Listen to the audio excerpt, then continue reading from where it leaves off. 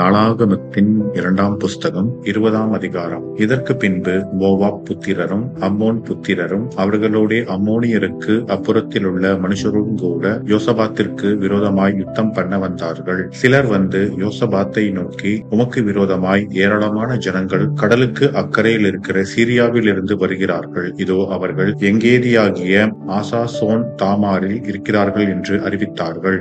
அப்பொழுது யோசபாத் பயந்து கர்த்தரை தேடுகிறதற்கு ஒருமுகப்பட்டு யூதாவெங்கும் உபவாசத்தை கூறுவித்தான். அப்படியே யூதா ஜனங்கள் கர்த்தரிடத்திலே சகாயம் தேட கூடினார்கள். யூதாவில் உள்ள எல்லா பட்டணங்களிலும் இருந்து அவர்கள் கர்த்தரை தேட வந்தார்கள். அப்பொழுது யோசபாத் கர்த்தருடைய ஆலயத்திலே புது பிரகாரத்து முகப்பிலே யூதா ஜனங்களும் எருசலேமியரும் கூடின சபையிலே நின்று, எங்கள் பிதாக்களின் தேவனாகிய கர்த்தாவே, பரலோகத்தில் இருக்கிற நீரல்லவோ தேவன். தேவரீர் ஜாதிகளுடைய ராஜ்யங்களை எல்லாம் ஆளுகிறவர். உம்முடைய கரத்திலே வல்லமையும் பராக்கிரமமும் இருக்கிறது. ஒருவரும் உம்மோடு எதிர்த்து நிற்க கூடாது. எங்கள் தேவனாகிய நீர் உம்முடைய ஜனமாகிய இஸ்ரவேலுக்கு முன்பாக இந்த தேசத்து குடிகளை துரத்திவிட்டு இதை உம்முடைய சிநேகிதனாகிய ஆபிரகாமுடைய சந்ததிக்கு என்றைக்கும் என்று கொடுக்கவில்லையா? ஆதலால் அவர்கள் இங்கே குடியிருந்து இதிலே உம்முடைய நாமத்திற்கென்று ஒரு பரிசுத்த ஸ்தலத்தை கட்டினார்கள். எங்கள் மேல் பட்டயம், நியாய தண்டனை, கொள்ளை நோய், பஞ்சம் முதலான தீமைகள் வந்தால் அப்பொழுது உம்முடைய நாமம் இந்த ஆலயத்தில்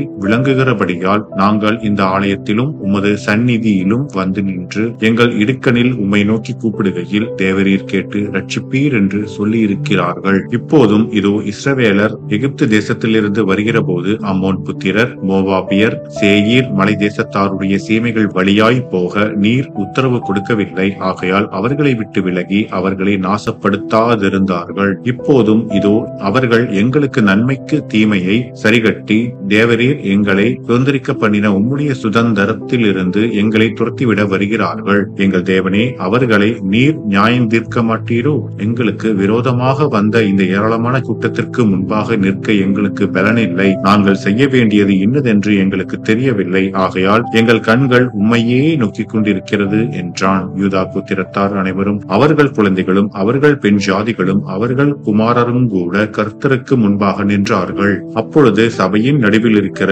மத்தனியாவின் குமாரனாகிய ஏயேலின் மகனான பெனாயாவுக்கு பிறந்த சகரியாவின் புத்திரன் யாகாசியேல் என்னும் ஆசாப்பின் புத்திரரில் ஒருவனான லேவியன் மேல் கர்த்தருடைய ஆவி இறங்கினதினால் அவன் சொன்னது, சகல யூதா கோத்திரத்தாரே, எருசலேமின் குடிகளே, ராஜாவாகிய யோசபாத்தே, கேளுங்கள். நீங்கள் அந்த ஏராளமான கூட்டத்திற்கு பயப்படாமலும் கலங்காமலும் இருங்கள் என்று கர்த்தர் உங்களுக்கு சொல்லுகிறார். இந்த யுத்தம் உங்களுடையதல்ல, தேவனுடையது. நாளைக்கு நீங்கள் அவர்களுக்கு விரோதமாய் போங்கள். இதோ அவர்கள் சிஸ் என்னும் மேட்டு வழியாய் வருகிறார்கள். நீங்கள் அவர்களை எருவேல் வனாந்திரத்திற்கு எதிரான பள்ளத்தாக்கின் கடையாந்திரத்திலே கண்டு சந்திப்பீர்கள். இந்த யுத்தத்தை பண்ணுகிறவர்கள் நீங்கள் அல்ல, யூதா மனுஷரே, எருசலேம் ஜனங்களே, நீங்கள் தரித்து நின்று கர்த்தர் உங்களுக்கு செய்யும் ரட்சிப்பை பாருங்கள். பயப்படாமலும் கலங்காமலும் இருங்கள். நாளைக்கு அவர்களுக்கு எதிராக புறப்படுங்கள். கர்த்தர் உங்களோடே இருக்கிறார் என்றான். அப்பொழுது யோசபாத் தரை மட்டும் முகங்குடிந்தான். சகல யூதா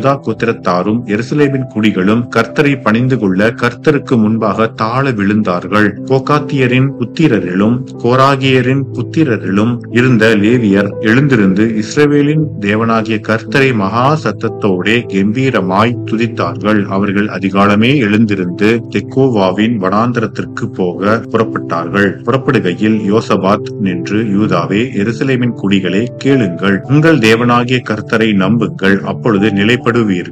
அவருடைய தீர்க்க தரிசிகளை நம்புங்கள், அப்பொழுது சித்தி பெறுவீர்கள் என்றான். பின்பு அவன் ஜனத்தோடே ஆலோசனை பண்ணி பரிசுத்தமுள்ள மகத்துவத்தை துதிக்கவும் ஆயுதம் அணிந்தவர்களுக்கு முன்னாக நடந்து போய் கர்த்தரை துதியுங்கள், அவர் கிருபை என்றும் உள்ளதென்று கர்த்தரை பாடவும் பாடகரை நிறுத்தினான். அவர்கள் பாடி துதி செய்ய தொடங்கின போது யூதாவுக்கு விரோதமாய் வந்து பதிவிருந்த அம்மோன் புத்திரரையும் மோவாபியரையும் சேயீர் மலை தேசத்தாரையும் ஒருவருக்கு விரோதமாய் ஒருவரை கர்த்தர் எழும்ப பண்ணினதினால் அவர்கள் வெட்டுண்டு விழுந்தார்கள். எப்படியெனில் அம்மோன் புத்திரரும் மோவாபியரும் சேயீர் மலைதேச குடிகளை சங்கரிக்கவும் அழிக்கவும் அவர்களுக்கு விரோதமாய் எழும்பினார்கள். சேயீர் குடிகளை அழித்து தீர்ந்த போது தாங்களும் தங்களில் ஒருவரையொருவர் அழிக்கத்தக்க விதமாய் கை கலந்தார்கள். யூதா மனுஷர் வனாந்திரத்தில் உள்ள சாம கூட்டண்டையிலே வந்து அந்த ஏராளமான கூட்டம் இருக்கும் திக்கை நோக்குகிற போது இதோ அவர்கள் தரையிலே விழுந்து கிடக்கிற பிரேதங்களாக கண்கூடாக கண்டார்கள், ஒருவரும் தப்பவில்லை.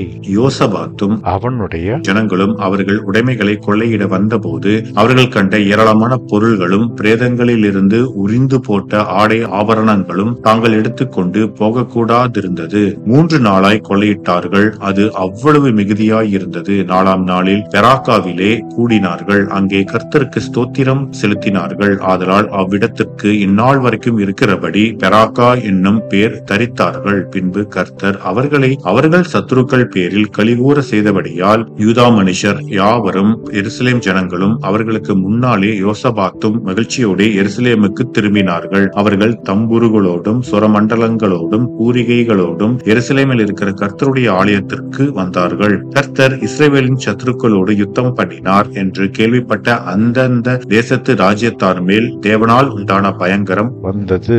இவ்விதமாய் தேவன் சுற்றுப்புறத்தாரால் யுத்தமில்லாத இளைப்பாறுதலை அவனுக்கு கட்டளையிட்டதினால் யோசபாத்தின் ராஜ்யபாரம் அமெரிக்கையாயிருந்தது. யோசபாத் யூதாவை அரசாட்டான். அவன் ராஜாவாகிற போது 35 வயதாயிருந்து 25 வருஷம் எருசலேமில் அரசாண்டான். சில்கியின் குமாரத்தியாகிய அவனுடைய தாயின் பேர் சுபால். அவன் தன் தகப்பனாகிய ஆசாவின் வழியிலே நடந்து அதை விட்டு விலகாதிருந்து கர்த்தரின் பார்வைக்கு செம்மையானதை செய்தான். ஆனாலும் மேடைகள் தகர்க்கப்படவில்லை. ஜனங்கள் தங்கள் இருதயத்தை தங்கள் பிதாக்களின் தேவனுக்கு இன்னும் நேராக்காதிருந்தார்கள். யோசபாத்தின் ஆதி அந்தமான மற்ற வர்த்தமானங்கள் இஸ்ரவேல் ராஜாக்களின் புஸ்தகத்தில் கண்டிருக்கிற ஆனானியின் குமாரனாகிய யெகூவின் வசனங்களில் எழுதியிருக்கிறது. அதற்கு பின்பு யூதாவின் ராஜாவாகிய யோசபாத் பொல்லாப்பு செய்கிறவனான அகசியா எனும் இஸ்ரவேலின் ராஜாவோடே தோழமை பண்ணினான். தர்ஷூஷுக்கு போகும்படிக்கு கப்பல்களை செய்ய அவனோடே கூடிக்கொண்டான். அப்படியே எசியோன் கேபேரிலே கப்பல்களை செய்தார்கள். மரேசா ஊரானாகிய தோதாவாவின் குமாரனான எலியேசர் யோசபாத்துக்கு விரோதமாக தீர்க்க தரிசனம் சொல்லி, நீர் அகசியாவோடே கூடிக்கொண்டபடியினால் கர்த்தர் உம்முடைய கிரியைகளை முறித்து போட்டார் என்றான். அந்த கப்பல்கள் உடைந்து போயிற்று. அவர்கள் தர்ஷூஷுக்கு போகக்கூடாமற் போயிற்று என்பதே. ஆமென்.